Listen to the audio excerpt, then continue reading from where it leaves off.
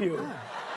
Thank you. Yeah, they were like, we have a wig for you. I was like, wigs? In a world where Hollywood thrives on noise, flashing lights, scandals, and ego, one man rose to fame by embracing silence. John Krasinski, once the charming everyman of The Office, would go on to redefine what it means to be powerful in Hollywood. Not through shouting, but through storytelling. Before he became a director praised for crafting one of the most hauntingly quiet films of all time, A Quiet Place, Krasinski was just another struggling actor, waiting tables, auditioning endlessly, trying to be heard in an industry that rarely listens. But what happens when the nice guy everyone underestimates becomes the one who changes the conversation? How did a shy boy from Massachusetts, who nearly gave up on acting, become a filmmaker capable of silencing the entire world and making it listen? This is the story of John Krasinski, the man who turned quiet determination into Hollywood's loudest message of hope.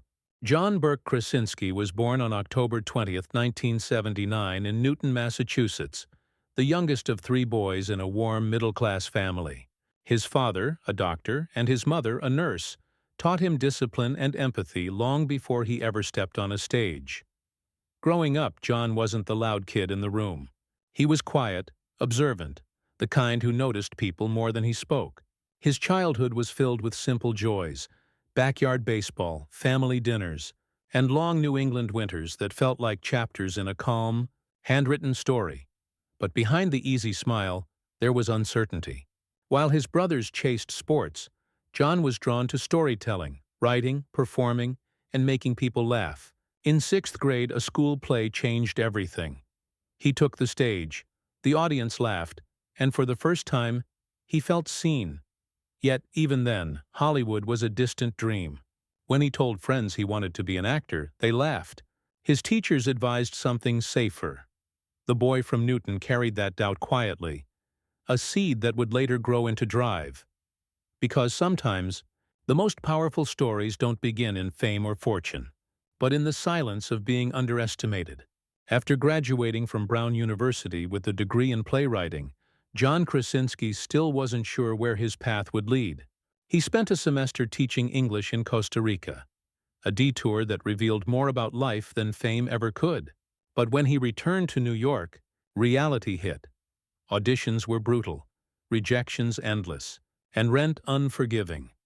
He worked odd jobs: waiter, script assistant, even office temp, while sneaking into acting classes at night. His break seemed nowhere in sight. Then, almost out of nowhere, came a role that would change everything. In 2005, John auditioned for a small NBC sitcom called The Office. At first, he didn't think much of it. He even told the casting director, half-jokingly, that he hoped the show wouldn't mess up the original British version. But when he read as Jim Halpert, the charming, sarcastic paper salesman, something clicked. The chemistry, the wit, the quiet depth behind the humor. It was all there. Viewers saw not just a comedian, but a man with real heart. The Office became a phenomenon, and Krasinski went from struggling New York actor to America's most relatable face. In a world full of loud performances, John Krasinski won hearts by doing something different, by being real. By the mid-2010s, John Krasinski had become a household name, the lovable Jim Halpert, whose smirk could melt through office monotony. But while fans saw success, John felt something else: a fear of being trapped in his own charm. Hollywood adored his smile, but he wanted to prove there was more behind it.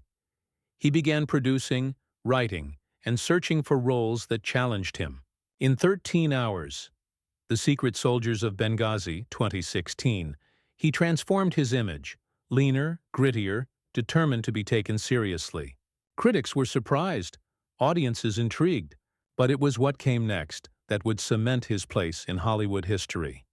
In 2018, Krasinski wrote, directed, and starred in A Quiet Place, a near-silent horror film about a family surviving in a world where sound meant death. Alongside his wife, Emily Blunt, he crafted not just a movie, but an emotional symphony about fear, love, and sacrifice. Against all odds, the film exploded, grossing over $340 million worldwide and earning critical acclaim.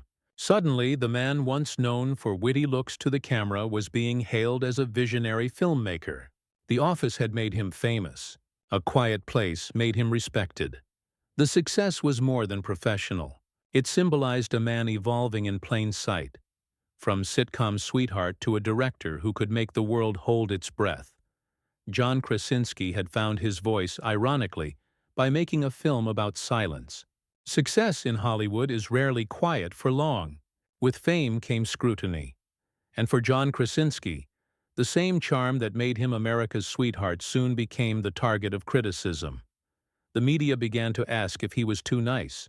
Some accused him of playing it safe, of being the golden boy who avoided controversy.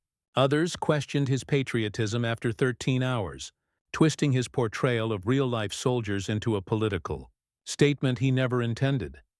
Then came the whispers about privilege, horror that his rise was too clean, his marriage too perfect. Every public appearance with Emily Blunt was dissected, every interview replayed for hidden tension. Fans adored their chemistry, but tabloids hunted for cracks. Behind the scenes, John battled creative doubt. Projects like Away We Go and The Hollers, films he poured his heart into, fell flat at the box office.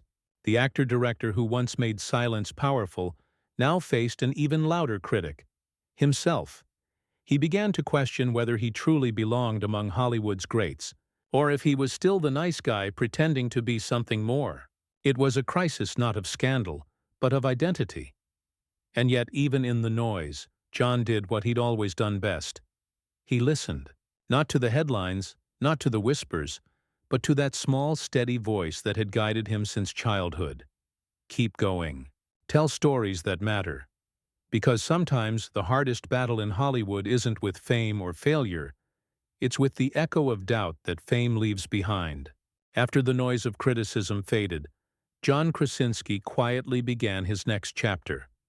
Not by chasing fame, but by rebuilding purpose. In 2020, when the world fell silent during the global pandemic, John turned his living room into a studio and launched a simple online series called Some Good News.